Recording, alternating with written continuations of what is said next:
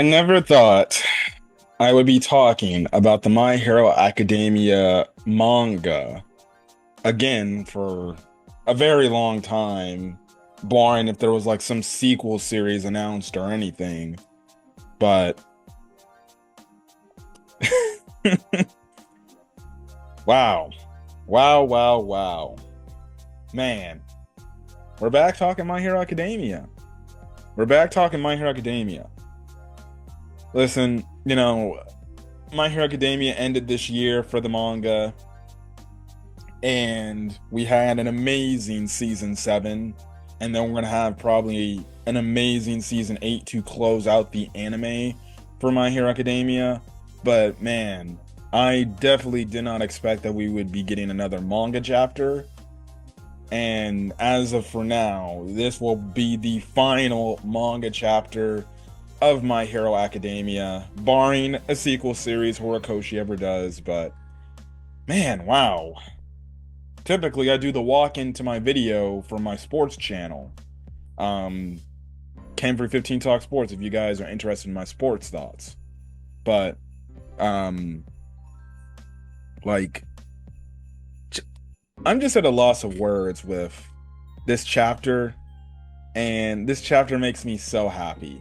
So happy in the brightest way, because, again, for people that don't know, if this is your first time ever seeing me review My Hero Academia on my channel, I have My Hero Academia reviews, I have manga chapter reviews, and then I even have anime episode reviews, I think dating back to season 4, and everything. And then I have manga chapter reviews dating back to like the first war arc, or like the ending of like, or like, yeah, the ending, basically wherever season 4 ended up last leaving off at, because after season 4 the anime got done.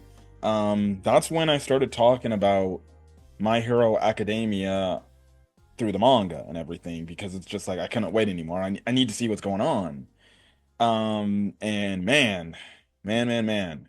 So I'm here. This is My Hero Academia manga chapter 431 review, are what I like to call, as my thumbnail says, the final chapter review of My Hero Academia. And man, this manga chapter has me at a loss of words, man. Now, if you're wondering, wait, they released another manga chapter review, what the hell is going on? I thought My Hero Academia ended for the manga. It did, but Horikoshi, the author of MHA, gave us one more special chapter. Basically, an epilogue chapter. It was an epilogue chapter. Like, I guess in a grand scheme of things, you could have chalked this up to like an OVA type of thing, but Horikoshi made a whole volume, volume 42, which if you look at the cover page of volume 42, it's basically the volume of volume 1, with All Might on the big poster, and then Deku looking up and everything with the other classmates there, right? And then volume 42, the cover is basically that same thing, but it's of class 1A to the side as the heroes, and then Deku basically in All Might's position, while you had the one kid from the final chapter that Deku talked with in the final chapter 430. I forgot his name. It's been a while. The disc kid, the kid that had the quirk with the disc, right? And he's basically in the position where Deku was at, which when I saw that page, I didn't cry, but it did make me emotional. I'm like, damn, they came so far, because now we're at the point where it's like, shit, man, Deku's in that freaking position that All Might was in the very first chapter. It's dope, man.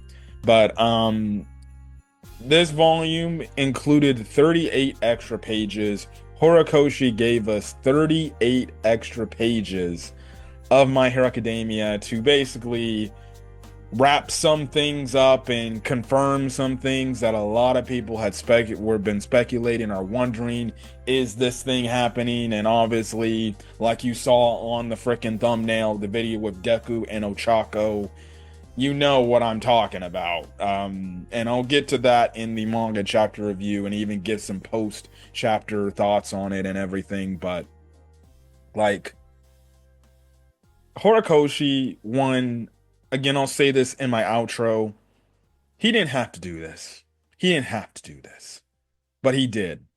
Now I don't know if he heard certain people feeling like the last manga chapter was bad and everything, because realistically, there were people out there, there were some fans that said they did not like the ending to My Hero Academia. They did not like the final chapter. Now, why they didn't like the final chapter, I don't know, nor do I really care. I personally think it's petty bullshit reasoning as to why people said they don't like it. It's a good ending. It's a solid ending. Is it a great ending? No, I think it's a solid to good ending of My Hero Academia. But people were legitimately throwing a hissy fit. Not everybody. There was people that did enjoy the ending, and they did tell people like, I don't know what you people are complaining about. What the heck are you talking about? I was one of the few people that said, I don't know what the hell you guys are talking about. The ending to the series is not that bad. That last chapter isn't that bad. But there were some people out there in the My Hero Academia community, because the My Hero Academia community is toxic, and especially with this chapter, it makes things even more toxic, which I'll talk about too. Um, but there were legitimately some people that just were upset with the ending. They thought the ending sucked, and everything, and it wasn't what they thought it should have been. And it's like, now that this chapter comes out, I'm already seeing the thumbnails of certain videos that already posted the manga chapter review, saying, "Oh, the ending to My Hero Academia is saved." Now I'm like, ninjas, you people, there was no issue with the original ending. You people kept your freaking expectations too high, thinking this ending was going to be on some grandeur scale, and when it wasn't on that level you thought it was going to be, then you trashed the manga. This is the thing I talk about, man. This is the thing I say about series. An entire series can be really good, but people will think that an ending makes the series completely not worth it and makes the series completely trash. Again, obviously people can have their own opinions, but I really do hate the fact that people legitimately see if it's an ending that they don't think that it was, that they predicted that it may happen, or it's not an ending that they feel like it clarifies to be a good enough ending for a series. Well then, people, I don't know what you're expecting to going into these series, but like, these people expect these endings to go out on some sort of big bang and things like that. Like, one, they're gonna get what they all want and everything, and usually that's what typically happens. You don't get what you want in the conclusion of the story, and then you'll trash it and be like, because you just didn't get what you want. Oh, this story's trash, the ending's trash, blah blah blah blah blah blah. Plain and simple. So I'm guessing Horikoshi overheard the backlash or the hate that some people had an issue with the ending.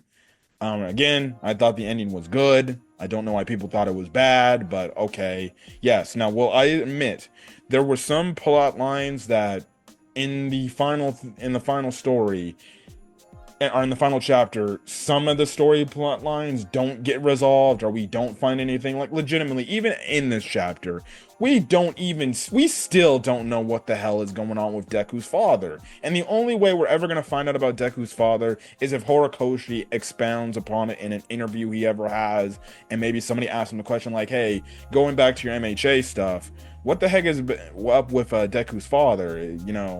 At this point, I don't know what's up with Deku's father. Like, if there's one plot line that was kind of like, all right, that might need to be explained, I don't know. I'm just gonna chalk it up to this. And I know Horikoshi already made a mention about his father or something like that in like an earlier like interview or something. But I'm just at this point, I'm like, maybe the father just divorced his wife, his mother. Maybe the father just divorced his mother, and the mother and Inko Midoriya was just a single mother taking care of her son. Honestly, at that point, if Horikoshi just came on and said, "Oh yeah, about that, he just ended up divorcing," or "Frick," something like that. But you can't really say like, "Oh, he died" or something, because Inko Midoriya basically, in the very like first few chapters in the first episode, she made a mention like, he hasn't shown anything of his father's quirk and my quirk at all, but you know I, who knows? You know, Horikoshi is the author. He could come on an interview and say, "Oh, yeah, his father's been dead for years. His father died when he was a young age," or I guess you can say, "Oh, his father ended up divorcing his wife or something, maybe being a deadbeat father." I don't know. That's the one thing in this chapter they don't talk about, or they don't. Horikoshi doesn't confirm what the hell's going on with his father, and there are still some little minor things that they don't really tie up loose ends on. But regardless, I still think this chapter is a great chapter. And man, you know, I feel like this chapter, and I have to admit, this chapter legitimately is better than the last chapter, because you do get some more fulfillment on certain things in terms of hero society, where the class 1A characters are typically at in their professional adult lives now. And then obviously you have the thing about Deku and Ochako basically finally, you know, pushing aside their selfless desires to finally be selfish for once and actually pursue their selfish wants, and that's basically finally being together, and everything. You know, obviously Deku finally pushing aside his selfless acts to be selfish for once and get what he wants, and Ochako finally, alongside of, you know, pushing away those selfless desires, but finally, you know, just accepting those feelings she has for Deku and not ignoring them or not putting them to the side and making an excuse as to why, like, oh, work's getting in the way and things like that. And that's why I could never do all this stuff or confess my feelings and things like that in my hero journey. You know, in this chapter, she finally puts that aside and she's like, no, I want to now finally take the next step and be a little bit selfish for myself and go after the guy that I like. So let's get into this manga chapter. Let's go. Final time, I'm gonna do a manga chapter review of MHA, and it's gonna be a doozy. So we start the chapter off with Ochako in this world over here, and she's looking. She sees these birds flying in the sky, and she's basically saying, like, I got to organize all these papers, but she's wondering what this place is. Now Ochako looks further and she sees Toga there. Also, mind you, you look at this panel too. Ochako, oh man, she's grown up all right.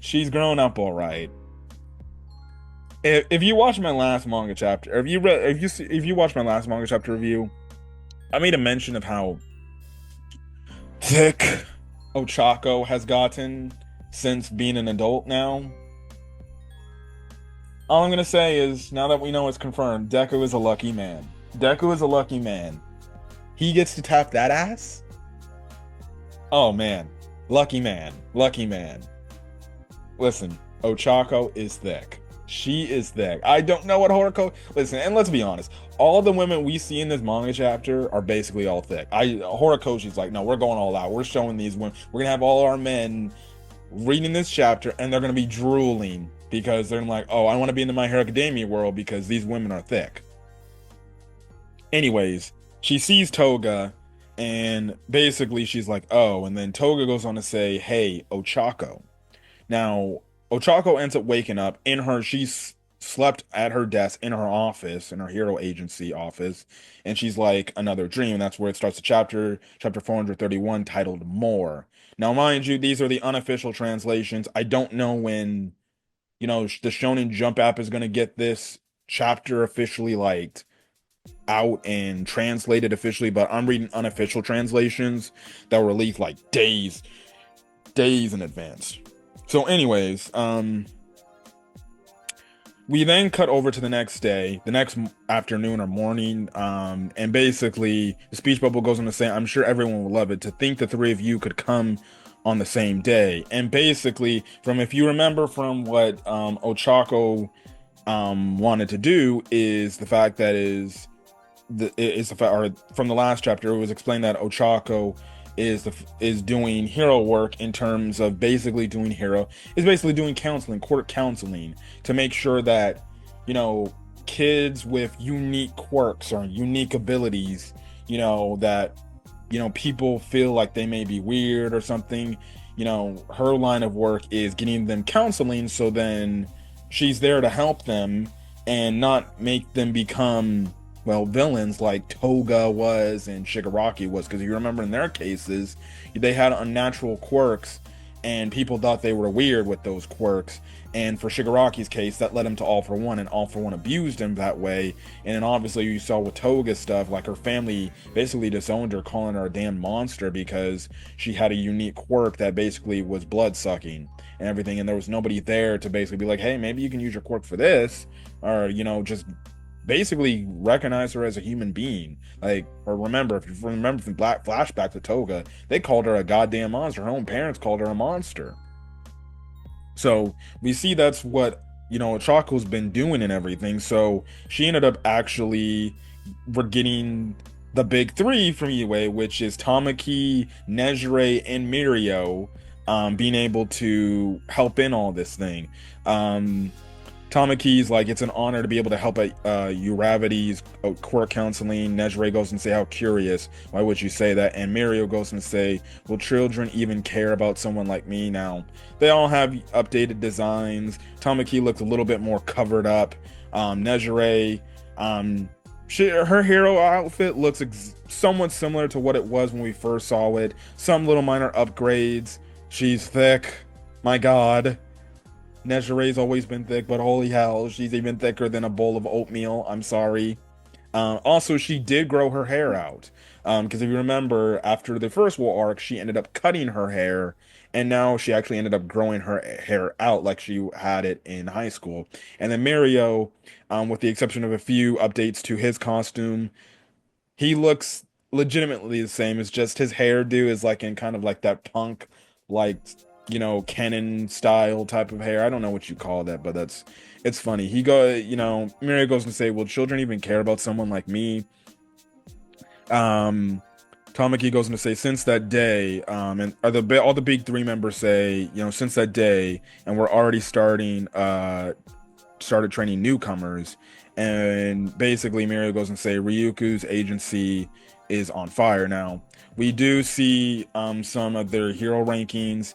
Tamaki still is Fat Gun, or his name is Sun Eater. Still, and basically he's still Fat Gun's sidekick.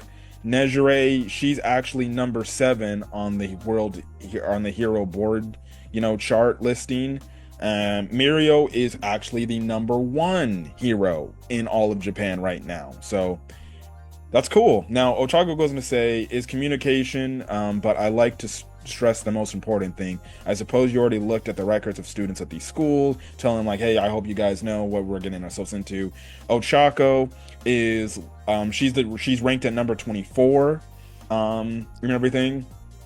So Ochako goes and say a few children are able to open up to unknown adults right away, and many of them have to do with their home environment, whether big or small, may be experiencing problems, even with children who seem to be fine and everything. So she basically gives the rundown and everything, telling like, oh, here's what you guys can do to prepare and everything. So that's the thing. She also goes on to make the mention and the request and request aid for some specific areas. So quirk education is improving a lot. Hawks constantly negotiates with the Ministry of Education, so Hawks is doing good things to make sure that, you know, quirks are being helped and everything. So that's the thing right then and there. So yeah, now Tamaki makes the mention, and this is kind of the first thing with Ochako's whole thing of like, you know, giving her some time to herself, because this is the thing that, you know, only you'll see with Deku, you'll see with Ochako, where characters tell them like, hey, are you spending some time for yourself, man? Are you doing this? And Tamaki is like, hey, it must be exhausting for you to do all this work. Like, you know, hopefully this means you're able to get some time to yourself, right? Now, you know, the kids come out, they're like, Lemillion, do your thing. And he hides up in a tree and everything, and he's doing the booty peaches thing and stuff like that, like he did to Shigaraki. So that was absolutely funny and everything. Ochako's using her float quirk and everything. It's cool to see everything. It's nice to see how happy, you know, people are. You get the funny thing where Mirio's like, it's peach season again. Back to the moment in the anime where he basically showed his ass, or yeah, his ass. He's telling Shigaraki peaches, you know, and everything. So yeah, Anyways, Tamaki, they continue that conversation, and basically Tamaki's and Ochako continues the conversation Tamaki left off, and she says, "After all, I'm continuing a pre-existing a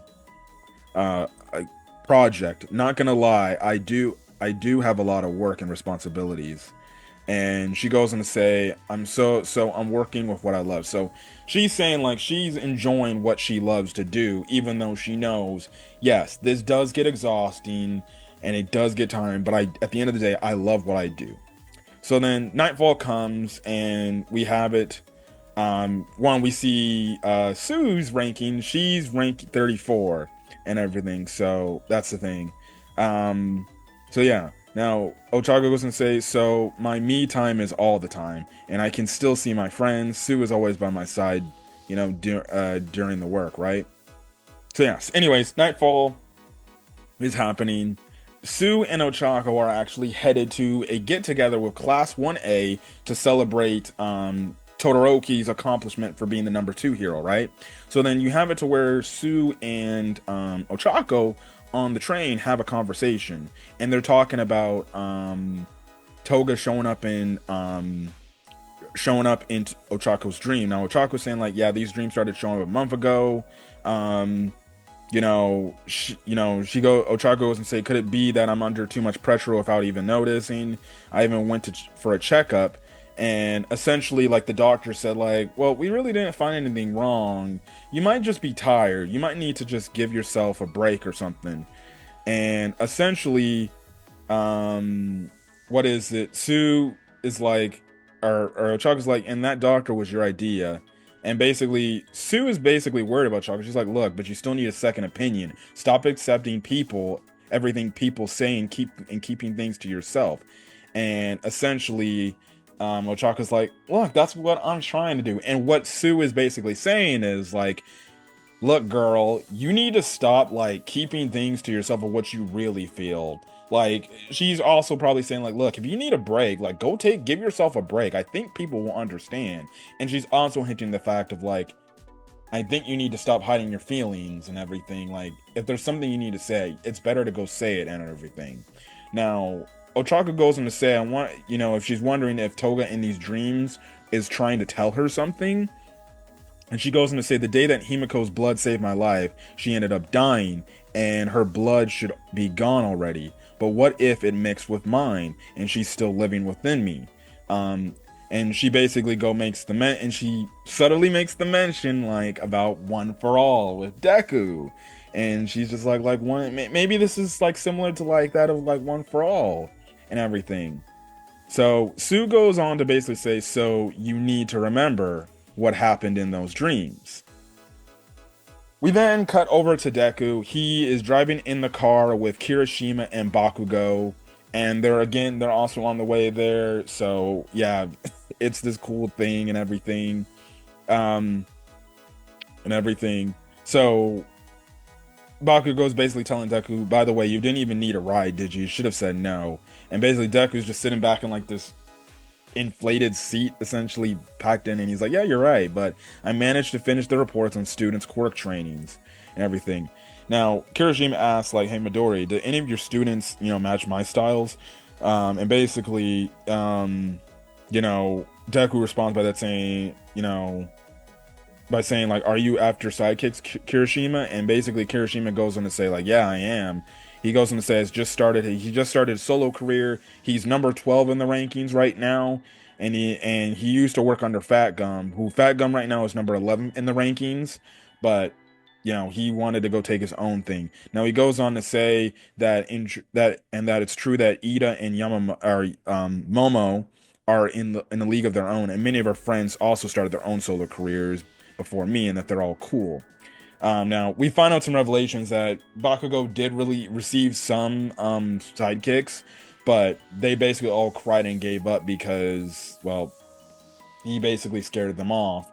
Now, Bakugo's hero ranking was 4th place, but he dropped all the way down to 5th place because of the way he acted and everything. Now, the reason why people wanted to join his agency at first is because they saw how he fought against All for One and everything. But basically, like I said, Deku basically said, like, his manners destroyed that and everything. And basically Bakugo says, look, I would take any sidekicks in if, they just told me they wanted to be stronger, or surpass me essentially. We see the All Might card that Bakugo had. It's all in nice, a seal and everything, and it is signed by All Might. So All Might at some point during the time skip signed Bakugo's card. Now we do know that All Might is still alive, 8 years later, so that's the thing. Now Bakugo goes on to ask Deku if he's still gonna keep teaching. And Deku says, yeah. He goes on to say he's been collecting data from his battlesuit armor on days when he's not teaching, and just like Azawa did back in the day. He goes on to say several other schools invite him to go to lectures and seminars, so he has the opportunity to explain his life stories and everything. So, if you remember, like from the narration of Deku telling the narration of his life story to the audience, he legitimately could be telling like the life story, to a class or something, like, hey, this is what happened and everything. This is my story, right? You know, he goes on to talk about how the armor is very happy, but he talks about how his feelings hasn't changed, and that even if he still had one for all, he would still be a teacher, and everything. And he goes on to talk about how he enjoys doing the work that he's doing, and the fact that now he's not only enjoying the work that he's doing, but he's happy that he's back to being a hero, and he's back to being a hero alongside obviously Class 1A. Or yeah, I'm just gonna call him Class 1A now. Whatever, they've been called that. Um, anyways, he thanks them again for the opportunity to give them the armor. Again, they don't really specify how long this chapter takes place um after the final chapter. I'm guessing maybe like it's like been like maybe 4 or 5 weeks, which would be around maybe a month. It would make sense. Maybe about a month, like, a month since Goku. Deku's been finally getting back into his hero stuff. So, yeah. Anyways, regardless, the reason why Bakugo asked the question altogether is he wanted to ask if Deku wanted to join his agency and they could be working together, but Deku's like, oh, that's what you're asking me? Oh, sorry, I'm not gonna do that, man. I would love to, but I got better things to do and everything. So, yeah. Now, we have it to where Bakugo ends up being kind of a wingman here. And he's like, seriously, he's like, look, man, I'm not the best person to tell you this, but I think it's about time for you to start thinking more highly of yourself, because otherwise you won't even notice the most obvious things. And basically Deku's like, okay, but you're one to talk. And Bakugo ends up telling him like, look, dude, giving special treatment to everyone means that no one is really truly special to you, which basically is giving Deku the idea to be like, look, man, we get it. You have you respect a lot of people, you like what other people have done to you, and you love what they have done for you, but if you keep having those type of things or those type of thoughts, you're not going to, geez Louise, you're not gonna have something that's special to you. You won't find out something that's special. You'll find out that no one in your life is really special to you. So, yeah. Anyways, we happen to where Class 1A is all in this restaurant. They're all celebrating Todoroki being, the second ranked hero in all of Japan and everything. So we get some updates. We see that Kaminari, he's number 4 in the rankings.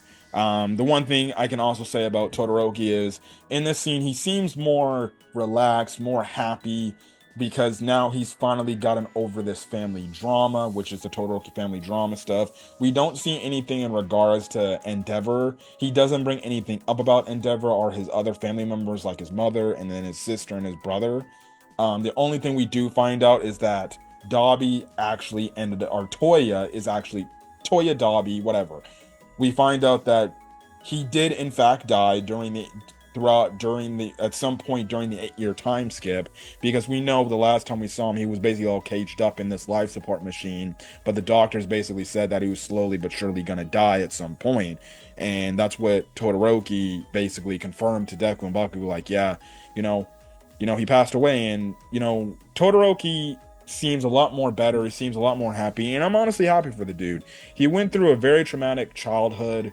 That is something that he didn't really deserve. He was literally abused by his father, and that led to his family being abused by his father.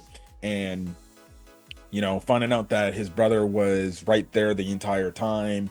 To see that now he's smiling and he's happy, and it seems like this tragic past of him, he's moved past this.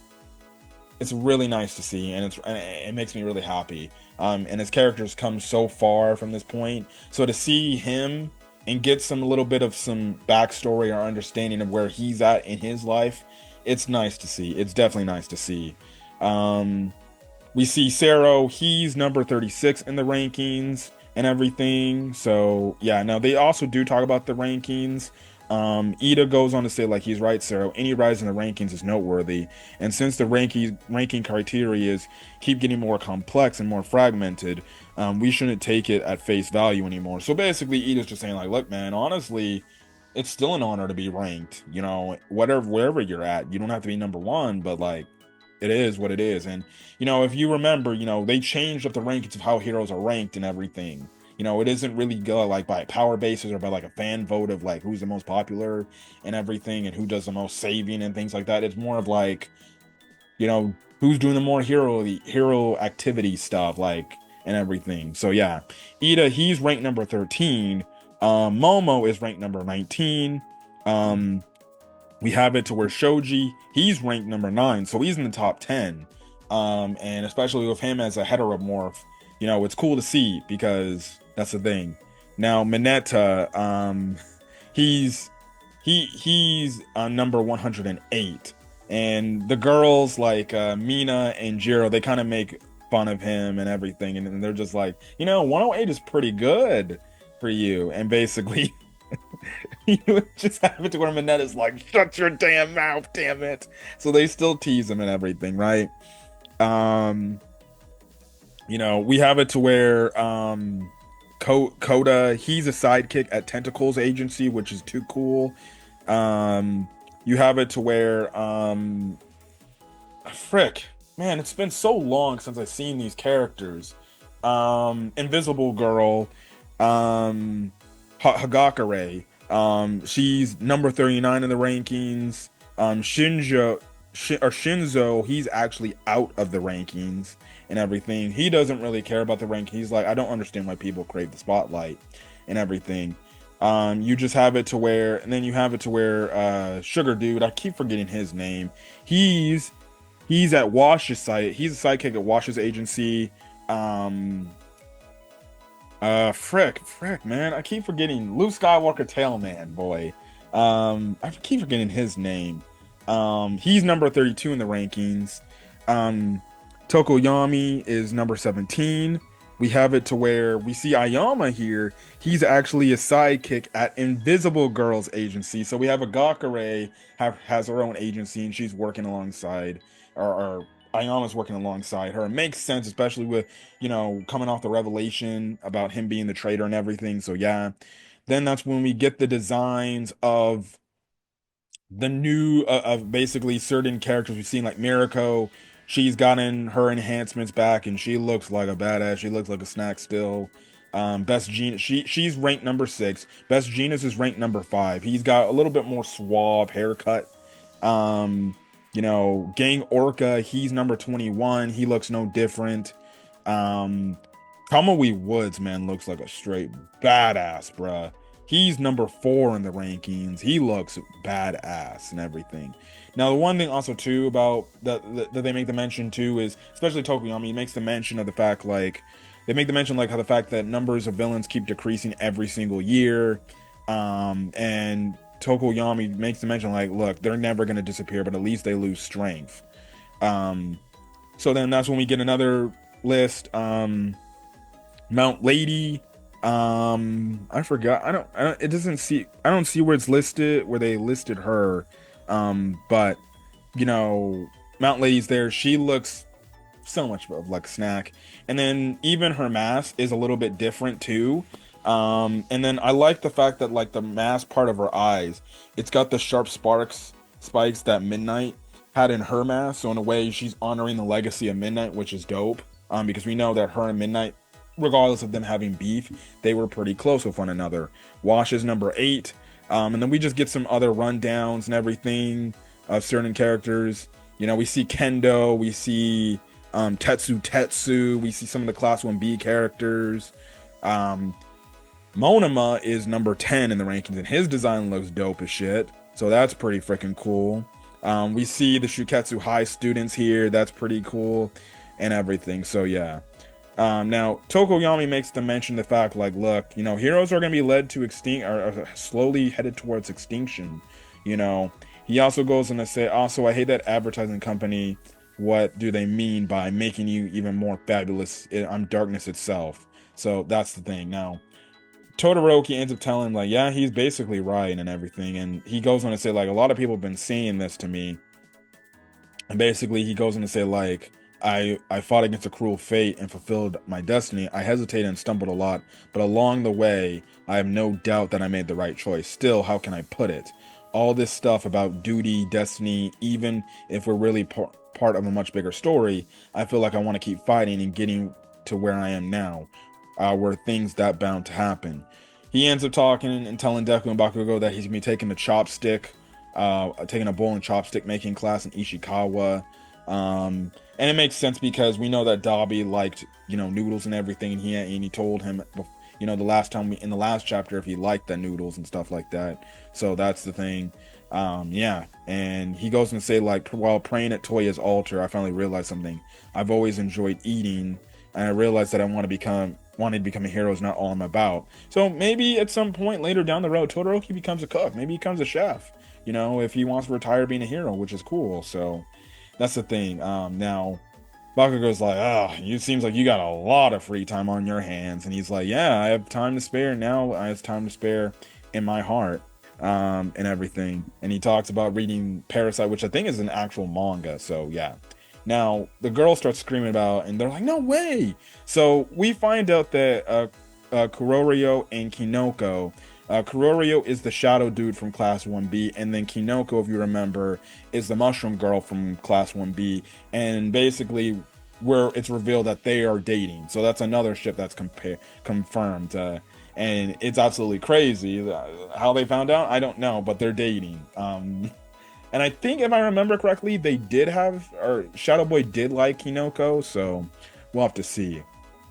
Right now, Hagakure goes, or it was Mina that said, but I went on a mission with them recently, and there weren't any signs and everything, so yeah. Apparently Hagakure found out, so that's the thing. Now, that's when Sera's like, speaking of that stuff, what about you two? And he's pointing to Kaminari and Jiro.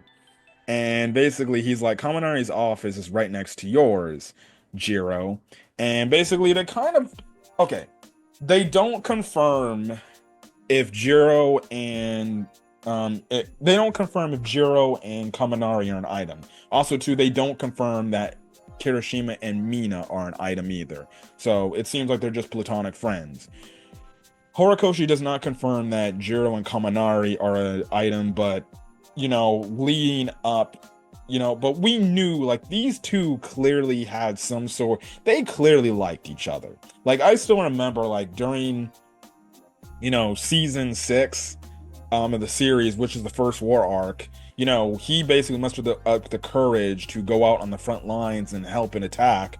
And the reason why is because, you know, most of it had to do with the fact that he wanted to help Jiro and have confidence and wanted Jiro, and they had that nice little moment and everything. And it's just like, they should be dating. They should be an item. Now, they play it off like as they're not dating. Now, you do see on their faces, both of them kind of blushing. It's like kind of like the blush, little small blush. I think they're dating. I think Kaminari and Jiro are dating. I think they're just lying to their friends because they don't want to get it out in the secret. Like, yeah, we're kind of secretly seeing each other, but we're not gonna make it public or anything. So yeah, they play it off like, oh, well, it was just a coincidence that, you know, we're the same thing now. Jiro does go on to say, you know, by him being closer, it does make her feel relaxed. So,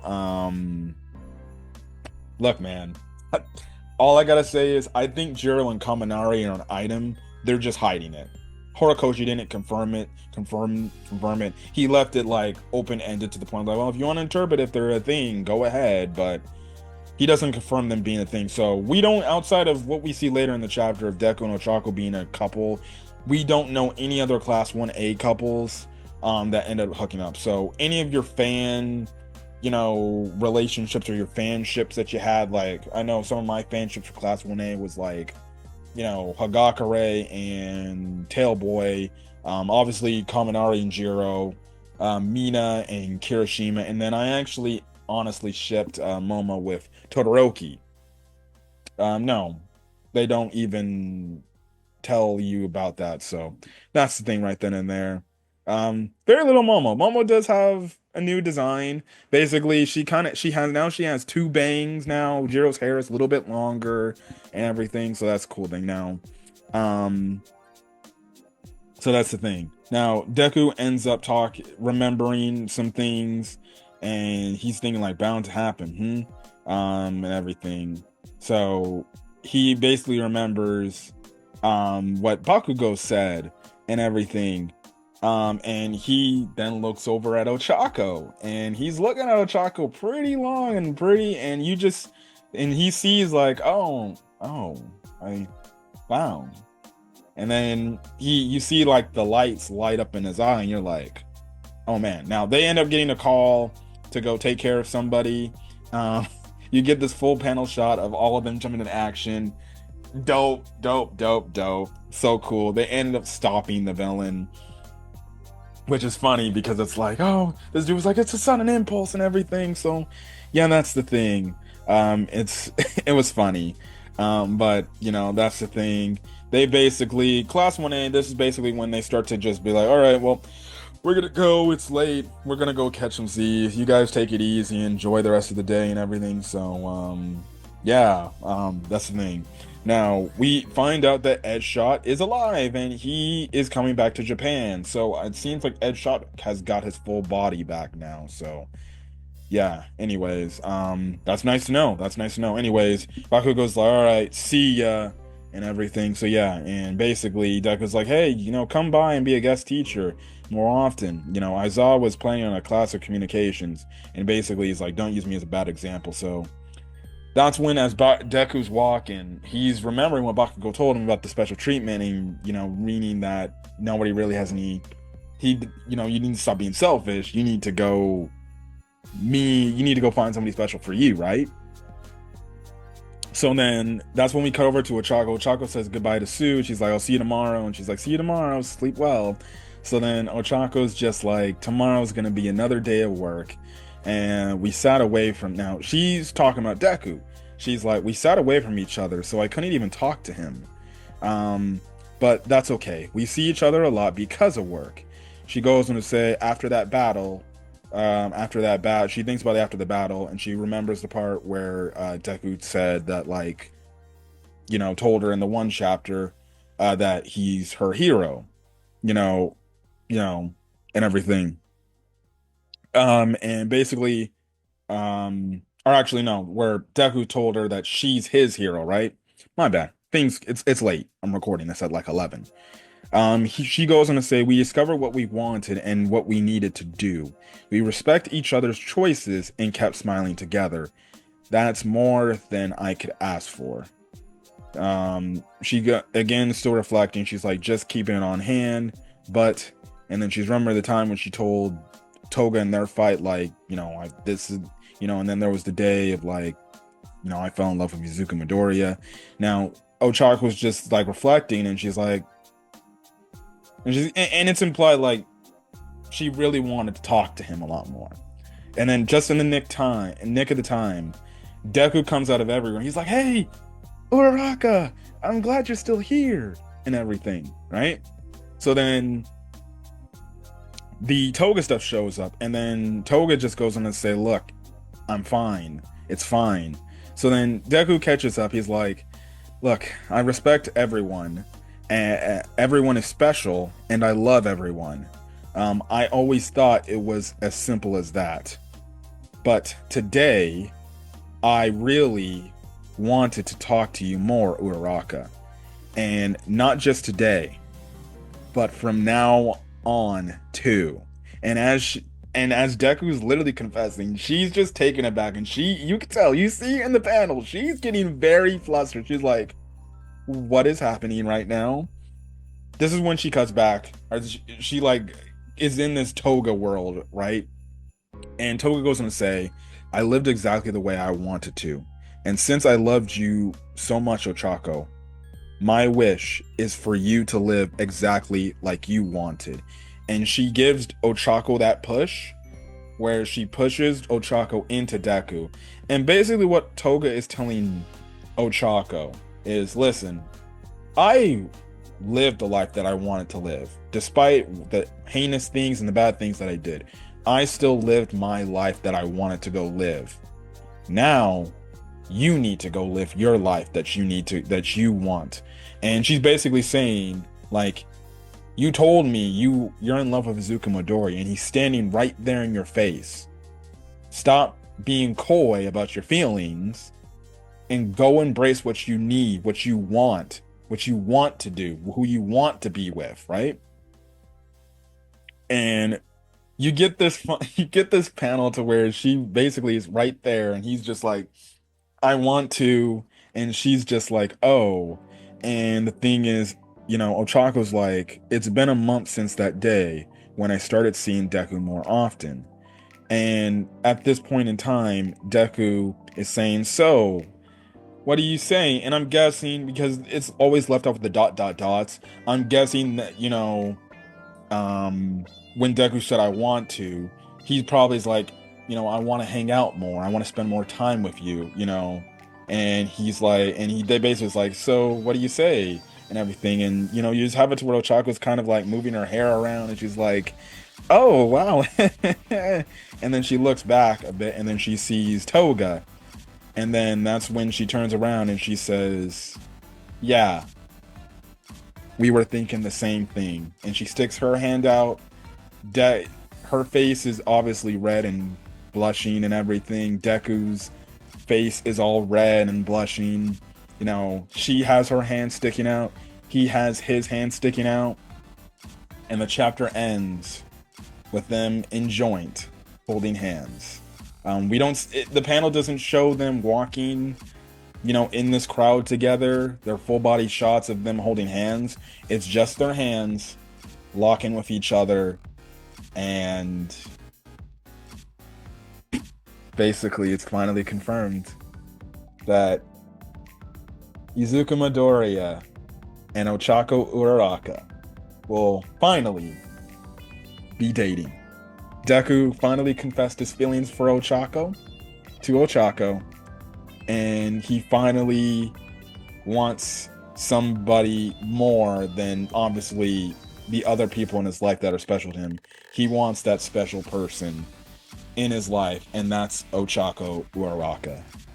And when I first saw the leaks and everything, and then when I saw the chapter release and everything, I can't lie, I got some tears in my eyes, man. I got some tears in my eyes. Even think about it now, I'm still tearing up a bit. Because it's like, damn, man. I understand, like, the romance angle between Deku and Ochako wasn't obviously a major point of the My Hero Academia storyline. Clearly, like, it was the whole thing about, the main story of My Hero Academia is how can you become a hero, and the fact that you can become a hero and you don't even have to have a quirk.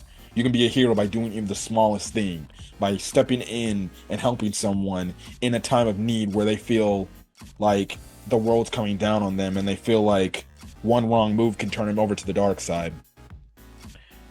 But, when I saw this moment in the leaks when that came out, and then even when I read the chapter for the very first time, I was so happy.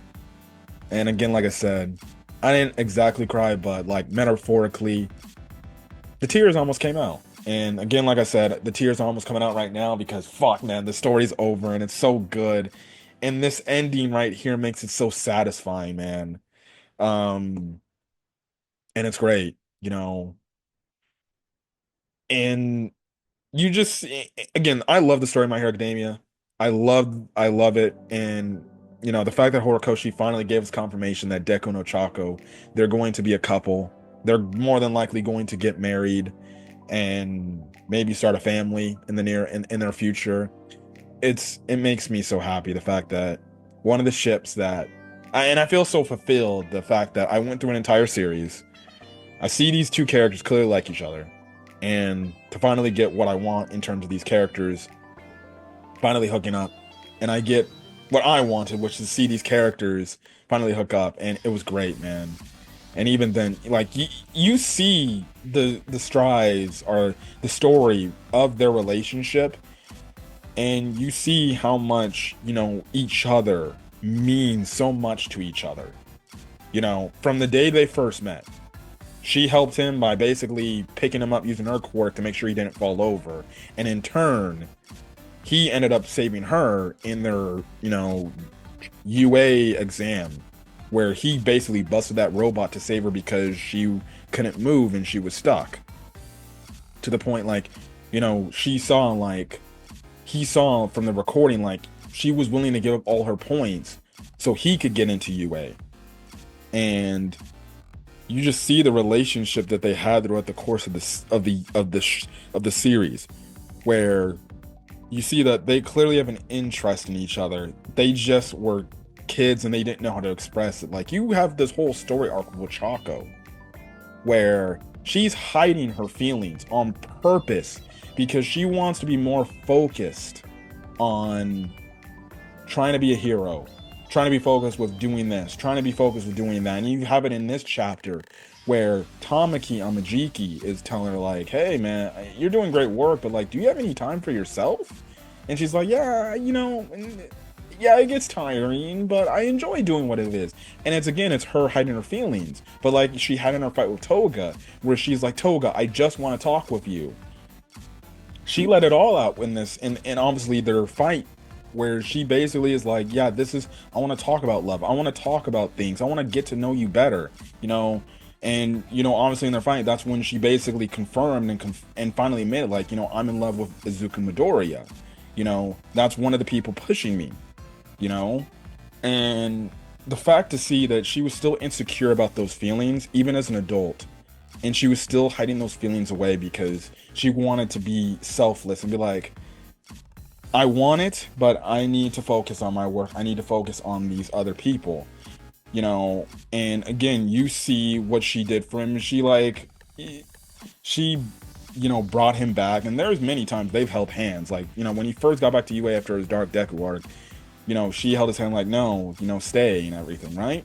And then she even convinced the audience to make him stay at UA, because if you remember, the audience wanted to kick him out because they were afraid that, like, All For One is going to come after him and everything. And they had their talks and everything, and then you have that moment to where, they on similar paths, they feel the same way about their own representative villains they have to go up against. And then after the second war arc is over with, you see that Ochako's clearly emotional about Toga dying and Deku coming to her rescue and basically saying the great thing of saying, like, no, you are my hero for everything you've done for me and everything. And, just to see this all culminate here where, like, you have it where Tamaki and Sue, they basically tell her, like, and even Toga, like, no, go get what you want. Don't hide your feelings. Live the life you want to go live. Go get the man you want. Stop hiding it. And then in Deku's case, we know Deku, he's always, for his entire life, since getting One For All, he's been focused on saving others, living up to that, his master All Might's legacy of saving everyone, and he did that. Like, and what Bakugo's saying is like, dude, you're like a fucking legend, bro. You're doing all this shit and everything, and clearly, yes, everybody means something to you. But man, you, out of anybody, deserve to finally be selfish for once in your life. And you deserve to find someone that's special for you. And that alone, of Bakugo being the wingman and telling Deku that, that basically means he knew that Deku and Ochako clearly liked each other, and he's just like, dude, go get your fucking girl, bruh. And I'm just so happy that, you know, Deku is like, you know what? Bakugo's right. I have been somebody that's been saving other people, and I've been caring about a lot of other people, but you know what? I want to have some selfishness for myself. And he confessed to Ochako about saying, you know, I don't want to just talk with you when we just meet up, you know, and hang out with the rest of that with the rest of our friends. I want to talk with you a lot more, not just now while we're walking home. I want to talk with you tomorrow. I want to talk with you this weekend. I want to be with you. I want to be around you, you know? And I was so happy that my man, he confessed. And then Ochako, she was like, I'm gonna do the same thing. And she's like, yeah, sure, I'd love to. And man, I'm so happy, man. I'm so happy. It makes my heart flutter. It makes my heart feel happy that finally it happened. And there's nothing else I can say. I'm so happy that they're gonna be together. And like legitimately, that's a beautiful end to MHA. Because realistically, even though the story was centered around Deku a lot, really realistically a lot, and other story points, you know, Deku no Chaco's past were in a weird way against the villains they always fought against were similar. So I'm just happy. If you were a Deku X Ochako fan, you were clearly happy when this news came out. Now, there has been obviously a, you know, as much for the positivity as there is a small minor group of people that were upset, and that's mostly the people that, well, for one, they were mostly the Deku X Bakugo shippers. um they've taken this a little bit too personally. They've taken some shots at Horikoshi, which is so stupid, and they've taken it way too seriously. Like, and if you're one of those people, get a life. It isn't that serious. This is a fictional story.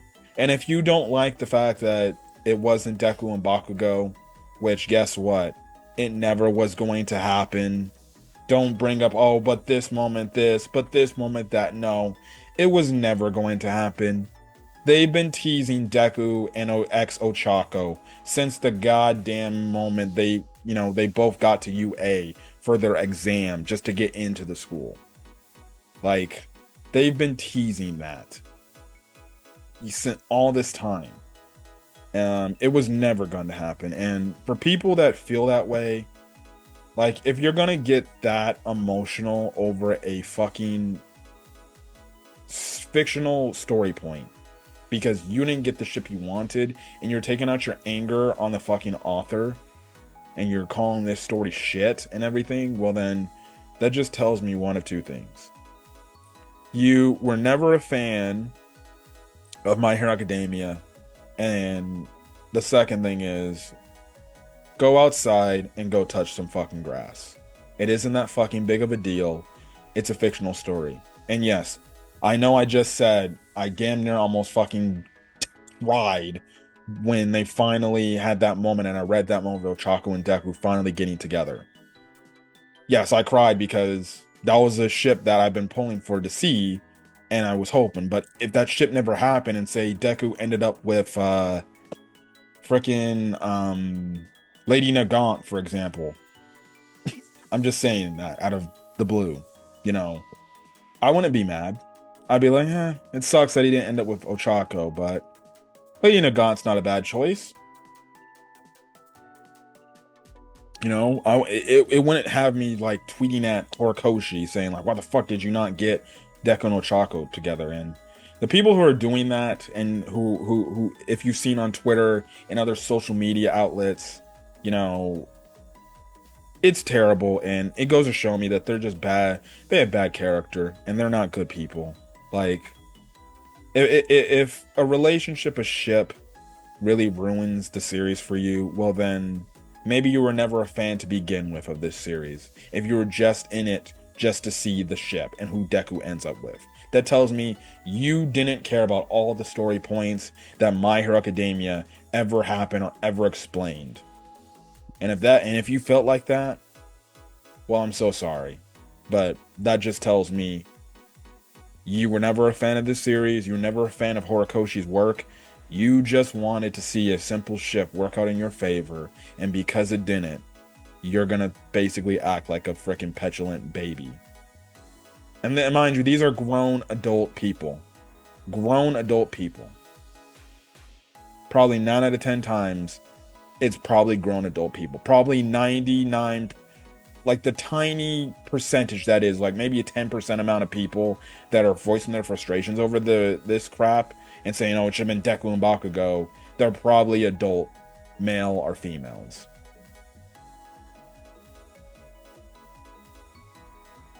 So, yeah. And even with, look, I think the confession's nice. Would I have loved it? Would I have loved it to see the confession be more just get straight to the point, and where it's like Deku's like, I really like you, Ochako or Uraraka, and I always have liked you since we first met. You know, do you want to go out? Like I was hoping we were gonna get that fucking confession, and then Ochako replying like, you know, I'm in love with you too. You know, Deku. I've always been. You get my point. Yeah, was it the type of confession and the way it was handled? Instead of just getting point to the blank, these two characters just say, I love you. Yeah, it's not what I wanted, but regardless, it's still a sweet, adorable, great scene. And the fact that, you know, they end the chapter off with them both in hand, holding hands. What more can I say, man? And I'm just happy the fact that finally, what we do know, or what we can be implied, is they put their selflessness aside, and they're both being selfish because they both love each other. And that's only going to take them throughout life, and they're more than likely, if there was ever a sequel series announced, or if Horikoshi did like another one-shot, you know, explain the future, like maybe 10 years down the road, it's probably Deku and Ochako married. No? So, yeah, it would be fine. Listen, you know, the only thing it would be cool is if we got like one more page, 1 or 2 more pages where they're having another, where Class A's having another meetup, and then this time the meetup for the party is celebration for Deku and Ochako finally getting together, and it would be hilarious because then Mina could legitimately be like, oh, thank God you two guys are together. I'm like, it would be funny because she would be then telling Deku, like, Deku, you don't understand how much I've been teasing this girl to finally just have the courage to go out with you and tell you. I feel like legitimately that would be like the next party they would have. It'd just be like, surprise! Congratulations, Deku and Ochako! Man, I'm lost. Listen, I need a Horikoshi chapter. I need one more chapter to see the Class 1A react to this news, bruh. I need one more chapter to see Class 1A react to this news. They're gonna be like, congratulations, you're finally doing this. We've been waiting for like fucking 10 plus years to see you finally hook up. But anyways, beautiful ending. This is the final chapter of My Hero Academia. And God, man, I'm so happy that this is the case. But, yeah. Look, man, it's late. I gotta still get up early for work tomorrow, and probably not, because I want to make sure I render this video, and obviously it gets up to you guys on Thursday, or hopefully Wednesday. Well, I don't know. We'll see. But anyway, I'm gonna get it for you guys. If you guys liked the video, leave a like. Put in the comment section your thoughts on the chapter. Are you happy about the Ochako x Deku relationship finally now confirmed happening? Are you upset with it? Don't you like it? Please be peaceful. And what's your thoughts on My Hero Academia as a whole? You know, things like that. This will be it of the My Hero Academia manga I'm talking about. I said that the last manga chapter, and good God, 38 pages later. No, we're back. This is it of My Hero Academia I'm talking to the manga. Again, when season 8 comes out next year, I will be talking about that on the channel, and it's gonna be very interesting to see if they include this 38 extra in the final episode of MHA. I hope they do, and I hope it's not like some OVA episode they do, because realistically, they can honestly like skim over this stuff. Like they can do the last episode have like the first half of the last episode be chapter 430, right? And then the back half of the episode can be basically all of chapter 431, this epilogue chapter. I really do hope the anime does adapt this chapter, because I think it should be adapted. It's out there now, so I would think Studio Bones is going to adapt the chapter. So yeah, but we'll see. We will see when the time comes. If they don't adapt this chapter, it's more than likely going to be an OVA episode. More than likely, it's going to be like an OVA episode that, who knows, maybe can go a little bit more in depth with certain things. So, yeah, and maybe we see a little bit more, things, drawn out or built up. But typically, Bones goes basically page for page what happened in the manga. It's going to happen in the show. They somewhat expand upon some things, but yeah. But anyways, guys, I'll see you guys next year for MHA season 8, the final season of My Hero Academia, the anime, and then that'll be it. No more My Hero Academia in the channel I'll be talking about ever again, which will suck, but it is what it is. But anyways, if you guys like the video, leave a like, put in the comment section, hit that subscribe button. And until then, guys, have a great rest of your day or your night. We're watching this video. Until then, guys, peace.